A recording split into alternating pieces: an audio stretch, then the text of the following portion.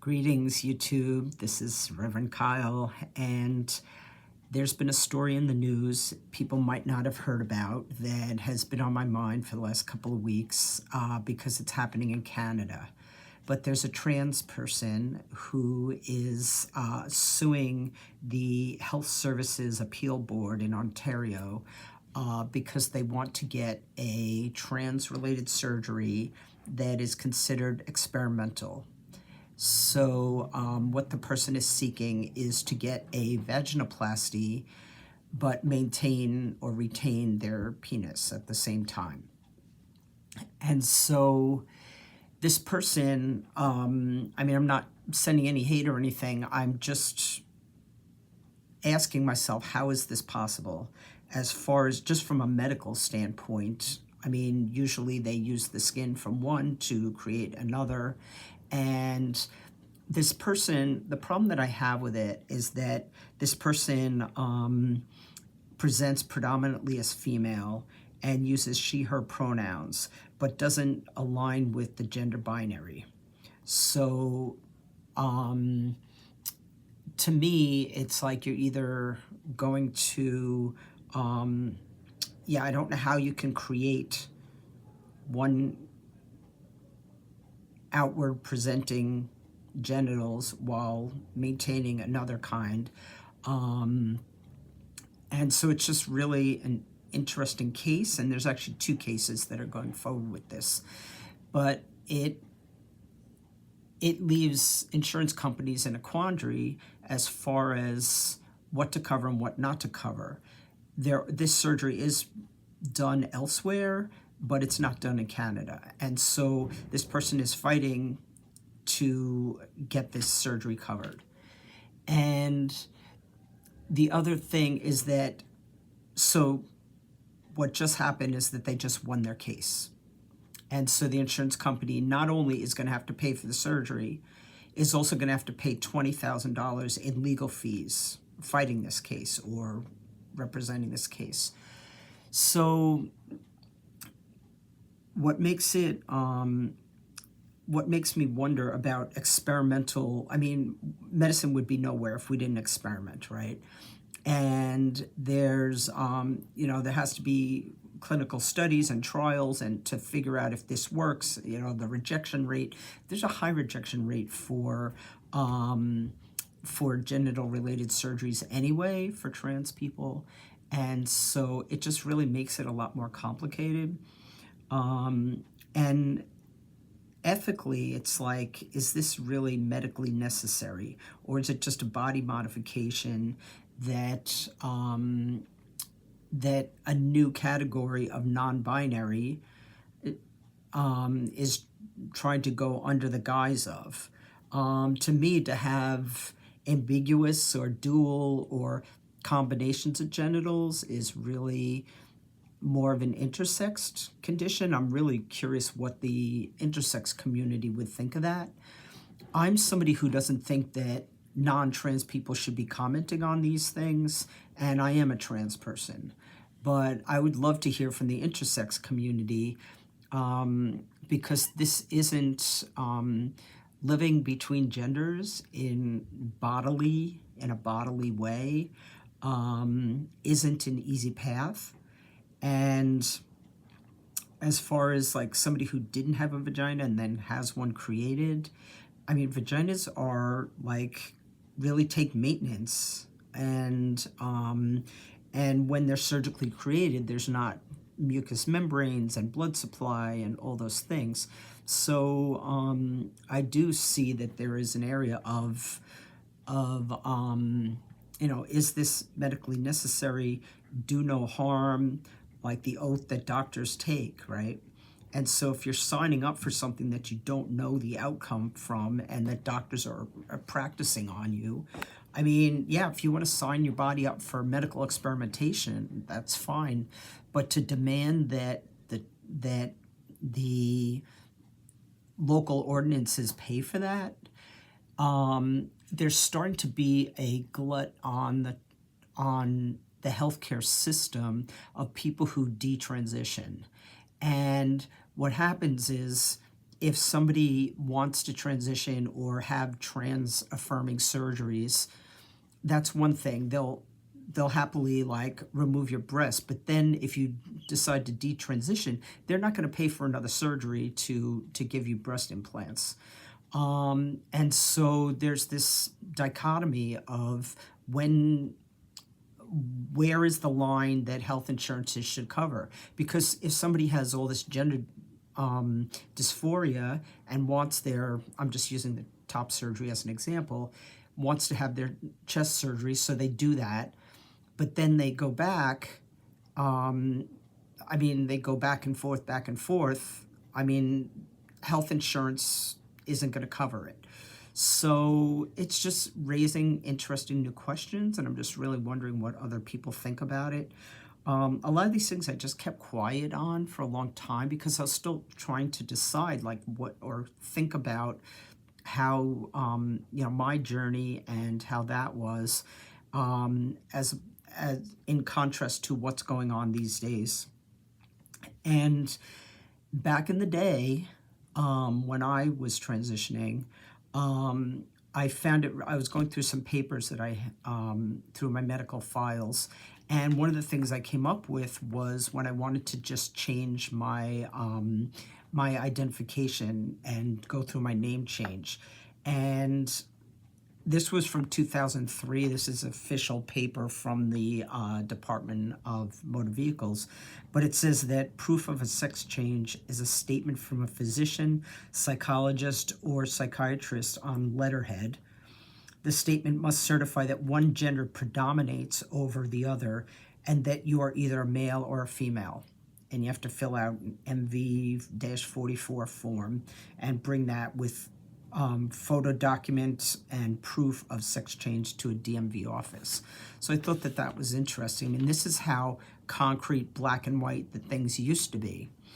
And if I think the newer people need to have a little bit more patience with people that did this 22 years ago or 30 years ago, where we were just trying to survive and navigate the world with the proper ID and be safe in doing that, as safe as we could be.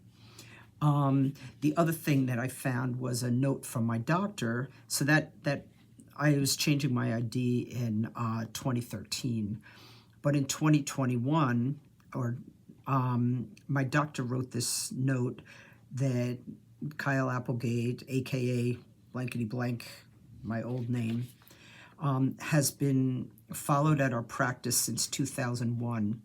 This was written in 2005, so 4 years later, right? So I was undergoing care for at least 4 years. Mr. Applegate, though born physically female, is actually psychologically male. As a result of his continuing treatment to resolve this conflict, we have determined that his psychological gender, male, predominates over his physical gender. Mr. Applegate is now and has been for some time pursuing a program of gender reassignment. Part of this treatment includes living, working full-time as a man. It is therefore important for his treatment, career, and lifestyle that he obtain vital documents that identify him as male. So the little catch that happened after that was that I transitioned at a job that I worked for in the city for a big chain gymnasium, and I came out to my immediate boss, supervisor, and my coworkers. There were about 15 of us, and that was fine. That was smooth. But from time to time, I still had female body parts that I needed to deal with. And example, gynecological. And so what was interesting was this letter that was written by my clinic at my doctor. They said, it is so right after what I just read, it says, it is especially important for his health insurance to reflect his current male gender. Mr. Applegate's treatment at present includes taking male hormones and help masculinize his body, and psychiatric counseling to help him adjust to his adopted male gender. In conclusion, we fully recommend that Kyle Applegate be provided with documentation that identifies him as male, his predominant gender. So after I came out at work, everything was fine, and a year went by, and Human Resources got wind of that somebody was transitioning in this department. And so I got called into HR. And that was really interesting because they wanted to know what bathroom I was using.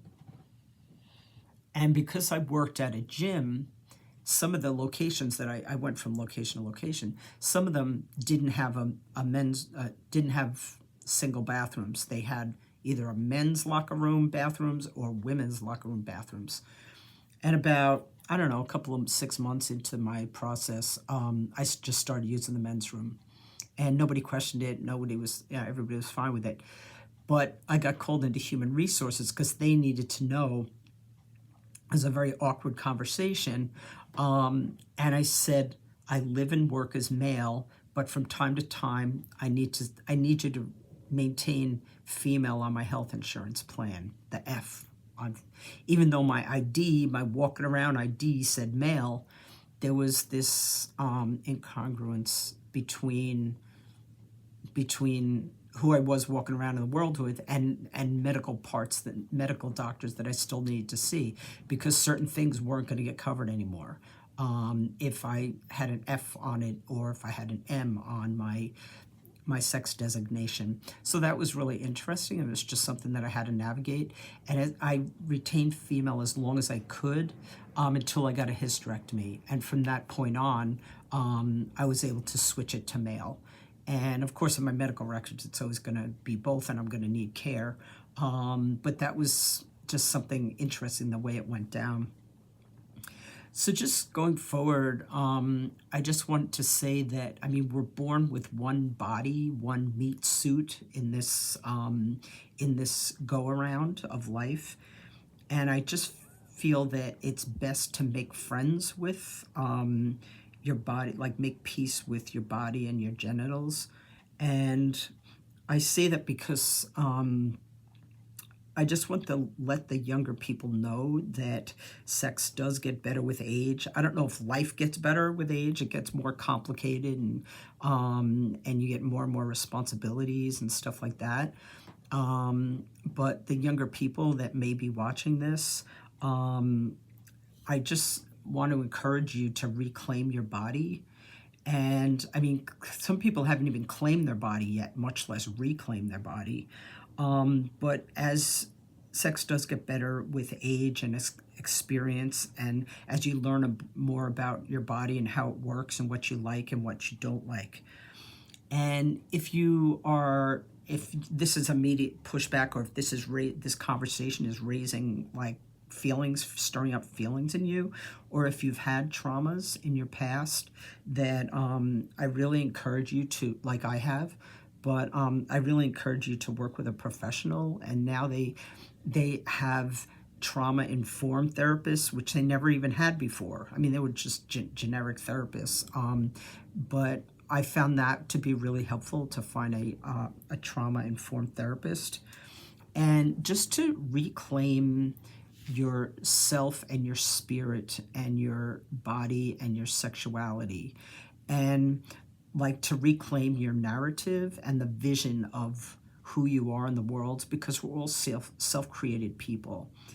And so I would encourage people to get a hobby, not be so obsessed with identity and labels and things like that, or keeping up with peers. But one of the hobbies that I've found really, really helpful is writing. And aside from my poetry, I've also have several like erotic stories that I've written, and some are like 24. One's like I think 76 pages now. It's more like a novella, and for me, it was so therapeutic to take back my power, to rewrite stories from my vision of healing and reclaiming my power. So I hope that makes sense. And I wish you all peace in your bodies and in your minds, and that you, that you find support and live a happy life. All right. Thanks. Please post in the comments if you, if anything spoke to you about this, and how this all works, because we're all in this together. We're trying to figure it out. So thanks. Peace.